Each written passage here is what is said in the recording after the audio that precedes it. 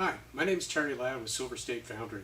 One of the questions I get asked a lot is, so how'd you get involved in creating coin rings and coin jewelry? Well, to tell you the truth, it's been a long journey to find a career that aligns with my goals and my passions. You see, like a lot of other people, I've done a lot of things in my life. I was a soldier during the Gulf War.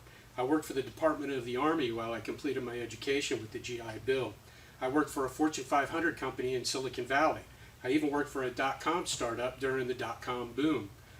For a decade, I ran a paint contracting company before I started a consulting company to help other contractors grow their businesses. And while all of these things were personally and financially rewarding, they weren't necessarily my passion. There was always something missing. You see, I've always been good with my hands and I've always been really creative. I absolutely love taking old and cast-off items and giving them a new life in a reimagined way. For example, I built my own desk out of a slab of cottonwood, teaching myself how to do butterfly splines along the way. And I restored a dilapidated old houseboat, turning it into a vision of my pride in our country. And I turned a neglected 1965 Pontiac into a head-turning restaurant. I also like to paint people, my wife, pets, whatever. One cool hobby I picked up along the way was also building Victorian dog houses, complete with period-correct details and complex color schemes, the works. And then my wife and I bought a 1960s condo in original condition, and we really got busy. I started refinishing the floors, redoing the kitchen, etc. I even created a ventless fireplace using reclaimed barnwood and fashioned a hammered copper hearth. At one point, as we were renovating the kitchen, I was trying to figure out what to do for the backsplash, and I came up with an idea for a mosaic of pennies, including the skyline of the Sierra Nevada mountains to match the view outside our windows. Then my wife said that we needed a coat rack inside the front door, so I designed and built one out of old plumbing parts and scrap of mahogany that I had laying around.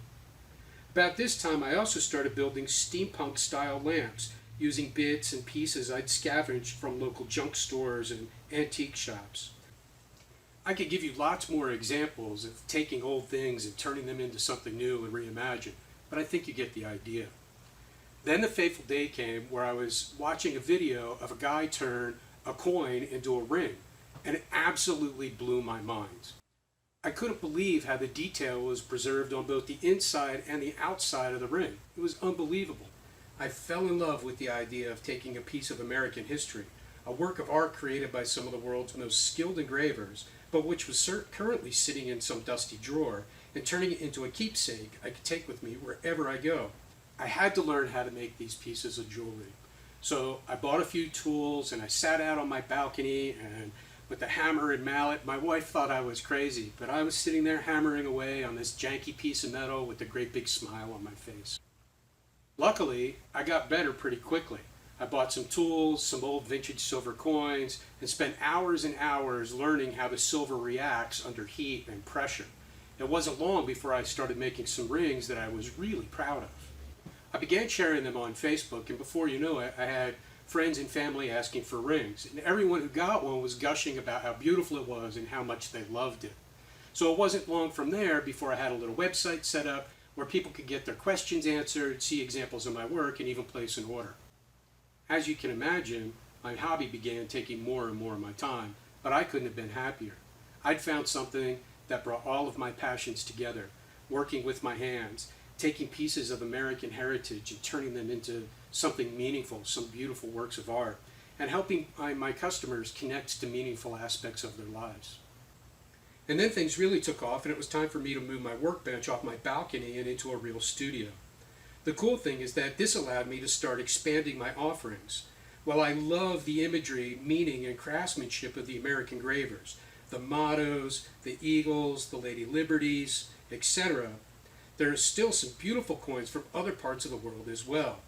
Irish florins and half crowns, English crowns, Sri Lankan and Indian rupees, and all sorts of other incredible imagery from other cultures also make great rings. And along the way, I've continued learning true silversmithing techniques, smelting and soldering and making our own wire and making our own sheet as we need. And I create all sorts of other coin-based jewelry designs, lockets and bracelets and money clips and pendants and stash boxes, just to name a few.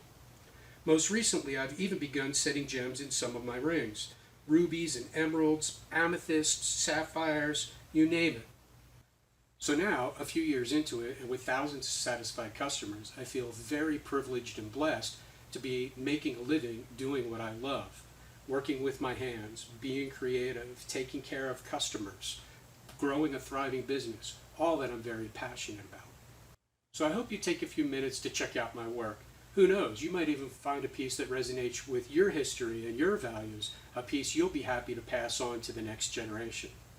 So take a look at my shop, silverstatefoundry.com, and let me know if you have any questions by sending me an email at terry@silverstatefoundry.com.